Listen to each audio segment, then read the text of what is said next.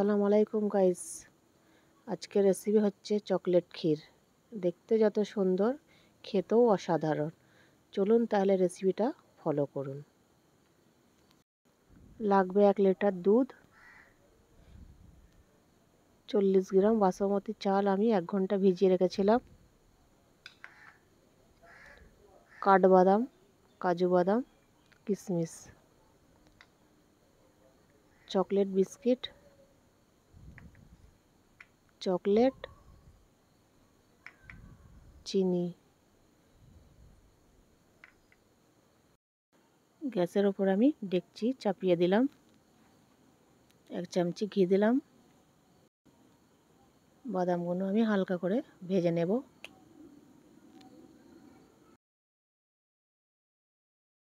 বাদামগুলো আমার ভাজা হয়ে গেছে, এবার তুলে নেব।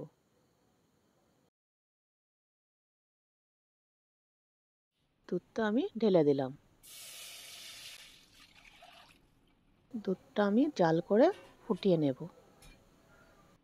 দুধটা জাল করার মাঝে আমি বাকি উপকরণগুলো আমি তৈরি করে নিই। চকলেট বিস্কিটের মধ্যে ক্রিমগুলো আমি আলাদা করে নেব, এরকম ছুরির সাহায্যে। সবকটা আমি করে নিচ্ছি।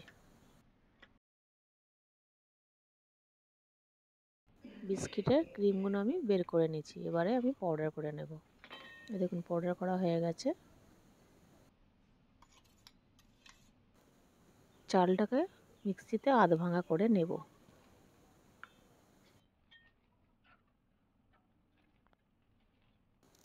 এই দেখুন আধ ভাঙা করা হয়ে গেছে। দেখুন দুধটা আমার জাল করা হয়ে গেছে, দেখুন ফুটে উঠেছে। এবারে চালটা আমি দেবো অল্প অল্প আর নাড়িয়ে নেব। একসাথে দিলে দলা পেকে যাবে। 1 চিমটি লবণ দেব। মিষ্টি জিনিসে একটু লবণ দিলে টেস্ট ভালো হয়। এবারে অনবরত নাড়িয়ে নেব। এই দেখুন কতটা গাঢ় হয়ে এসেছে। 1 লিটার দুধের মধ্যে 750 ml হয়ে গেছে। দেখুন এবারে চিনি দিলাম। আপনাদের কাছে কনডেন্স মিল্ক থাকলে আপনারা কনডেন্স মিল্ক ইস্তেমাল করবেন, আমি এখানে চিনি ইস্তেমাল করেছি।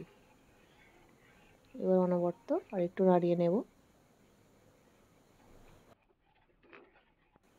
বিস্কিট পাউডারটা দিয়ে দিলাম। আমার কাছে কোকো পাউডার নেই, ওই জন্য আমি বিস্কিটকে পাউডার করে নিয়েছি। এবারে চকলেট দিয়ে দিলাম। চকলেটটা দিয়ে ভালো করে নাড়াতে হবে।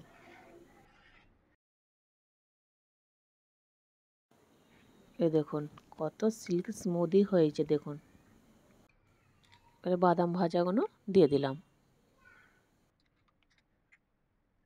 সামান্য ঘি দেব, দিয়ে নাড়িয়ে নেব। এবার দেখুন আমার ক্ষীর তৈরি হয়ে গেছে।